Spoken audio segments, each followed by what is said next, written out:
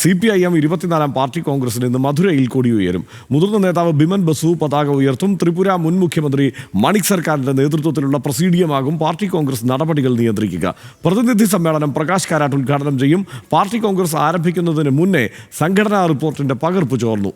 യുവാക്കളെ പാർട്ടിയിലേക്ക് ആകർഷിക്കാൻ കഴിയുന്നില്ല എന്നതടക്കമുള്ള വിമർശനങ്ങളാണ് സംഘടനാ റിപ്പോർട്ടിലുള്ളത്. വിശേഷങ്ങളുമായി മധുരയിലെ പാർട്ടി കോൺഗ്രസ് നടക്കുന്ന വേദിയിൽ നിന്ന് മഹേഷ് ചന്ദ്രൻ ഇപ്പോൾ ചേരുന്നുണ്ട്. മഹേഷ്, ഈ പ്രധാനമായും പാർട്ടി കോൺഗ്രസ് നടക്കുമ്പോൾ അതിൻ്റെ സംഘടനയുടെ ഗതി നിർണ്ണയിക്കുന്ന തരത്തിൽ നേതൃത്വത്തിൻ്റെ തെരഞ്ഞെടുപ്പ്, മറ്റൊന്ന് ഈ സംഘടന ഇനി അങ്ങോട്ട് എങ്ങനെ യുവാക്കളെ ആകർഷിക്കുന്നതടക്കമുള്ള, ഭരണതലത്തിൽ ഇടപെടുന്നതടക്കമുള്ള, അല്ലെങ്കിൽ കൂടുതൽ അധികാരം ജനാധിപത്യ സംവിധാനത്തിൽ പിടിക്കുന്നതടക്കമുള്ള കാര്യങ്ങൾക്ക് സ്വീകരിക്കേണ്ട അടവ് നയം, ഇത്തരം കാര്യങ്ങളെല്ലാമാണ് ചർച്ച ചെയ്യപ്പെടുക. ഈ രണ്ട് കാര്യങ്ങൾ നോക്കുമ്പോൾ എങ്ങനെയാണ് ഇത്തവണത്തെ പാർട്ടി കോൺഗ്രസിൻ്റെ ഗതി പോവുക?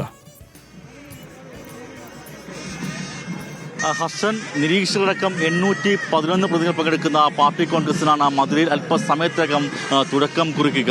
അതിൻ്റെ ഔപചാരികമായ ചടങ്ങുകൾ ആരംഭിക്കാൻ പോകുന്നേ ഉള്ളൂ. പ്രതിനിധി സഖാക്കളൊക്കെ തന്നെയും ഇപ്പോൾ എത്തിത്തുടങ്ങിയിട്ടുണ്ട്. സമ്മേളന ഹാളിലേക്ക് അവർ പോയിക്കൊണ്ടിരിക്കുകയാണ്.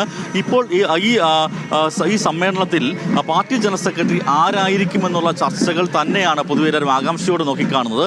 അതിനും അപ്പുറത്തേക്ക് പാർട്ടിയുടേതായ പ്രത്യേക ചട്ടക്കൂടുകളിൽ നിന്നുകൊണ്ട് തന്നെ സ്വീകരിക്കേണ്ട അടവ് നയം, രാഷ്ട്രീയ പ്രമേയം, ഇതേക്കുറിച്ചുള്ള കാര്യങ്ങളുള്ള ധാരണ കൂടി ഉണ്ടാക്കേണ്ടിയിരിക്കുന്നു. അത്തരത്തിലുള്ള ചർച്ചകൾ ഉണ്ടാകും. ആ സംഘടനാ റിപ്പോർട്ടിൻ്റെ ചില ഭാഗങ്ങൾ ചോരുന്നൊരു സാഹചര്യം കൂടി ഉണ്ടായി. അത് സാധാരണഗതിയിൽ പാർട്ടി കോൺഗ്രസ് അല്ലെങ്കിൽ പാർട്ടി സമ്മേളനങ്ങളിൽ അത് അവതരിപ്പിക്കപ്പെട്ട ശേഷം മാത്രം സംഭവിക്കുന്ന ഒരു കാര്യമാണെങ്കിൽ അത് അതിനു മുമ്പ് തന്നെ തലേ ദിവസം തന്നെ ചോർന്നു പോകുന്നൊരു സ്ഥിതി ഉണ്ടായി എന്നുള്ളത് ഗൗരവത്തോടെ പാർട്ടിക്ക് കാണേണ്ടി വരും. എന്തായാലും വിമർശനവും സ്വയംവിമർശനവും അടങ്ങുന്ന സംഘടനാ റിപ്പോർട്ടാണ്. ആ സംഘടനാ റിപ്പോർട്ടിൽ വളരെ വ്യക്തമായി പറയുന്നത് പാർട്ടിക്ക് യുവാക്കൾക്കിടയിൽ സ്വാധീനമില്ല, യുവാക്കളെ കൂടുതൽ അംഗത്തിലേക്ക് കൊണ്ടുവരേണ്ടതുണ്ട്. യുവാക്കൾ കൂടുതൽ കടന്നു വരുന്നത് കേരളം പോലെയുള്ള സംസ്ഥാനങ്ങളിലുണ്ട്. പക്ഷേ അവർക്കൊക്കെ സംഘടനാ ബോധ്യമില്ലാത്ത സാഹചര്യമുണ്ട്.